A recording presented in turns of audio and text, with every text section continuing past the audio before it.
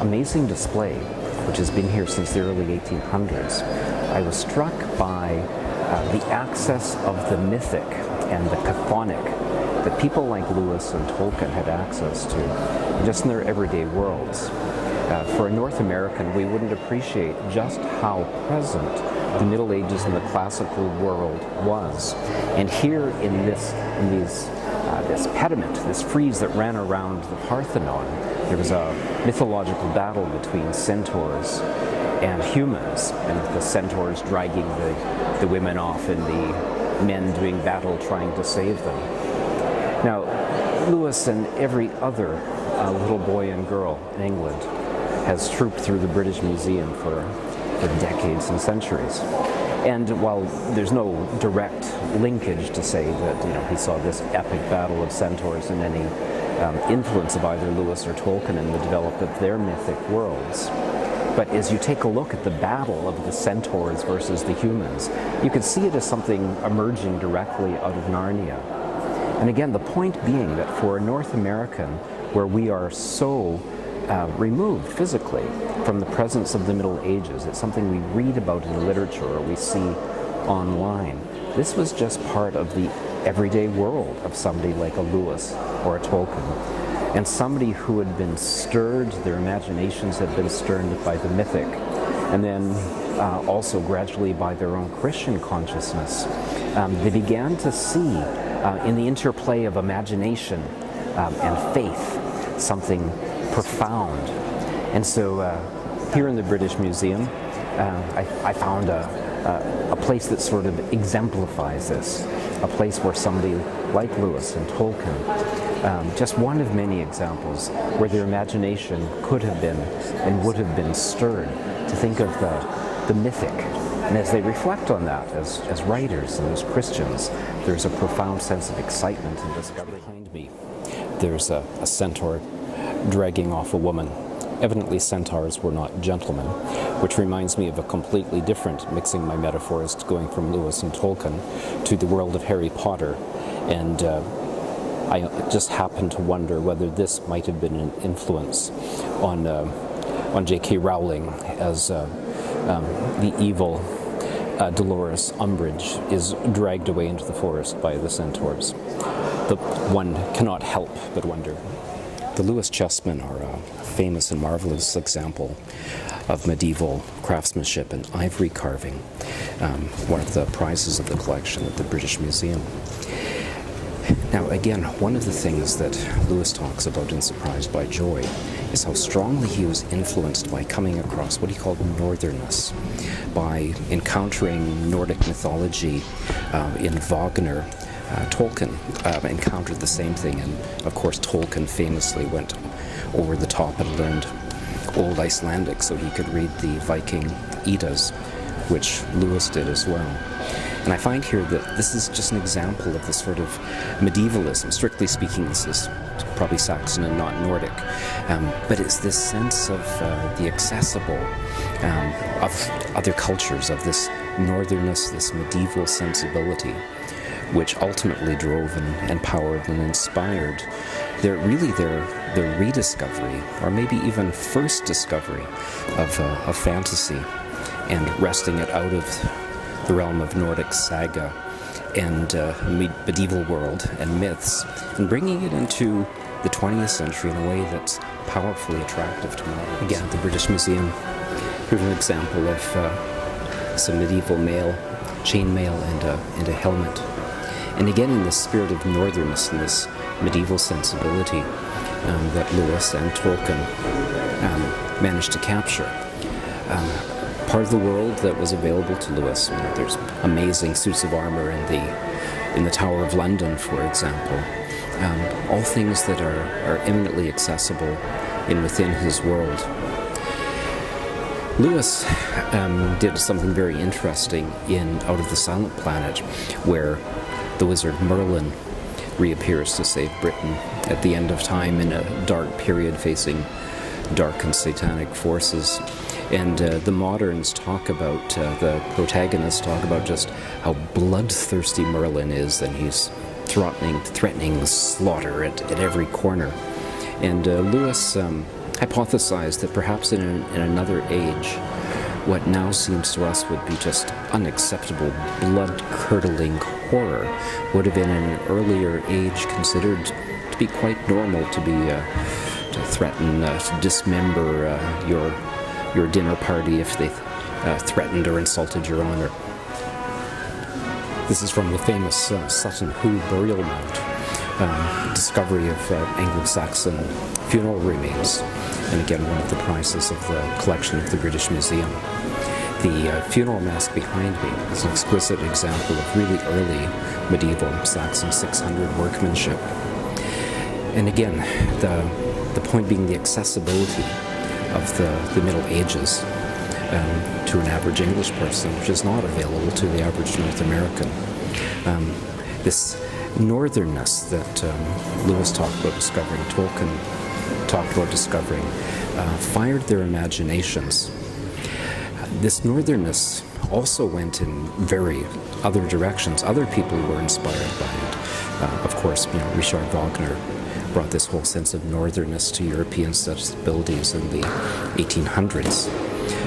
But that direction went very differently in Germanic countries rather than in Anglo-Saxon. And of course, it was very much an inspiration for Nietzsche, and Nietzsche and Wagner together through to the Nazis' Nordic mythology.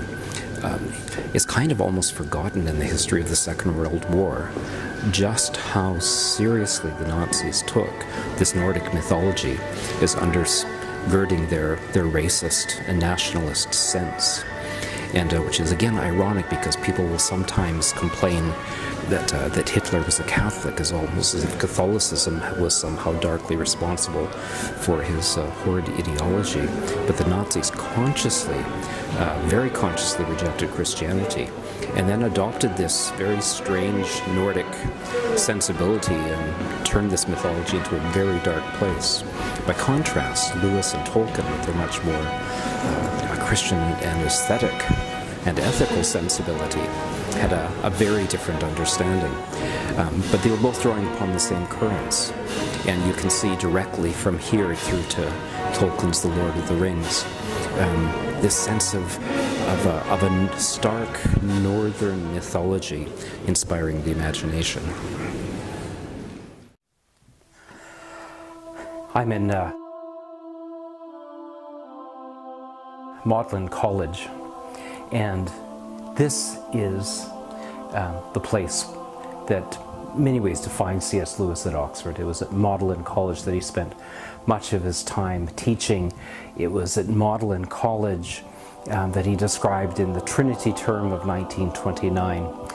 He finally came to this place of acknowledging that God was God, and he described himself as the most dejected convert of all of England.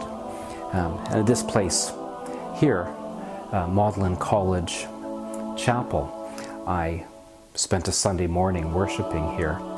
And it's very important to see this place, this amazing chapel from the 1500s, and it's just sumptuousness to hear the boys' choirs singing the parts of the Anglican Eucharist magnificently.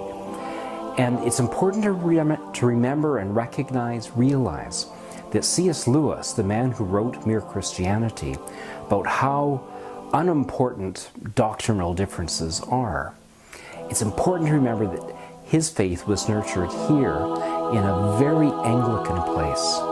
And every Sunday, and when he attended college, the priest would begin with saying, "The Lord be with you," and comes the response, "and also with you." That this is a place that formed him definitively, and it is just so magnificent to see it. I went for a walk out behind Magdalen College and then saw the deer park that Lewis described when he was here. He talked about that though he was in the town of Oxford, his rooms looked over the deer park, and it was like he was looking into the traditional English countryside. And then seeing that deer park, seeing this magnificent white stag, just feeling the ambience of the air, that this was the place that Lewis breathed and gave him life and nurtured him, was just tremendously exciting for anyone who considers themselves a fan of Lewis and his work and his ideas.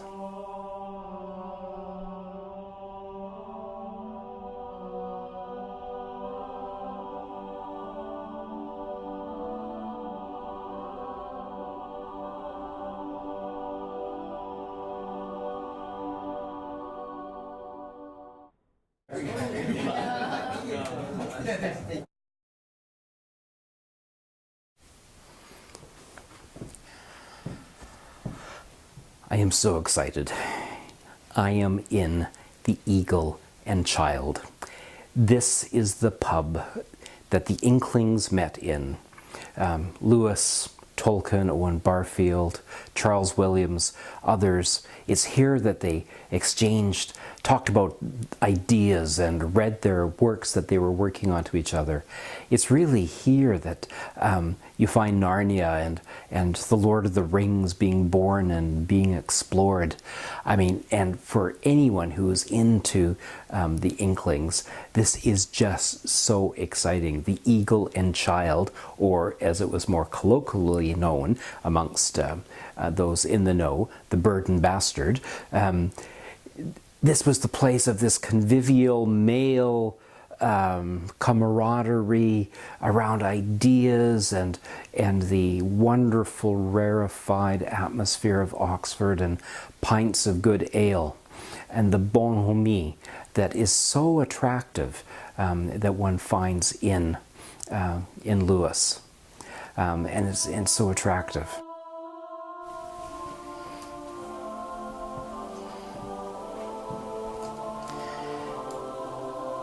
This sojourn in England, in London and the British Museum, and then here in Oxford,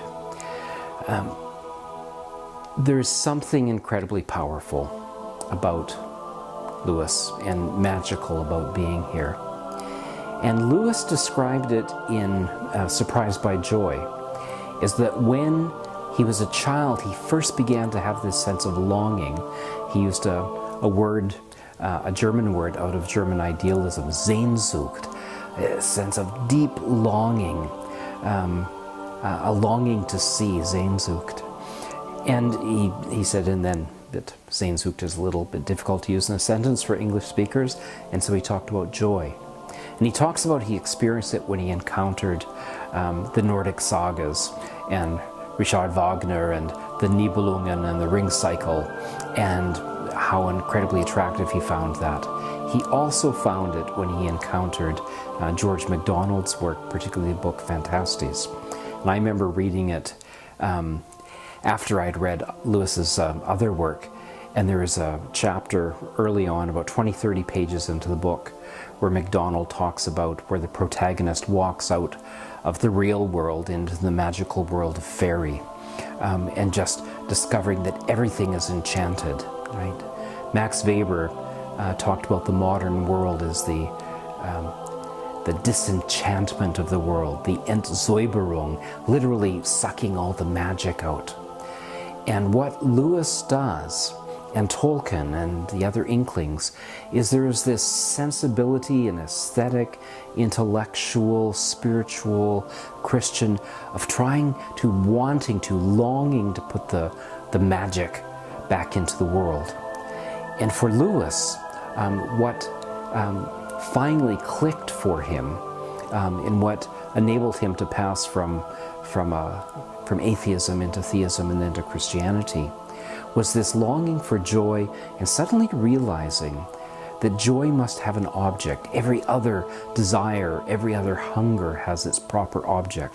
What is the desire, the object to which joy attaches to? What is its telos, its end? And then the answer for Lewis was that this desire for joy finds its fulfillment in God. You know, much like, you know, Augustine, our hearts are restless until they find their rest in you.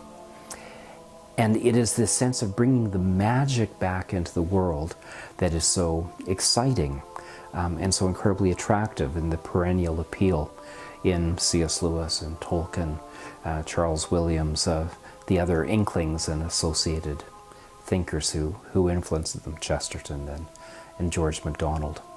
So thank you very much for joining me on this little sojourn on reflections on encountering C.S. Lewis.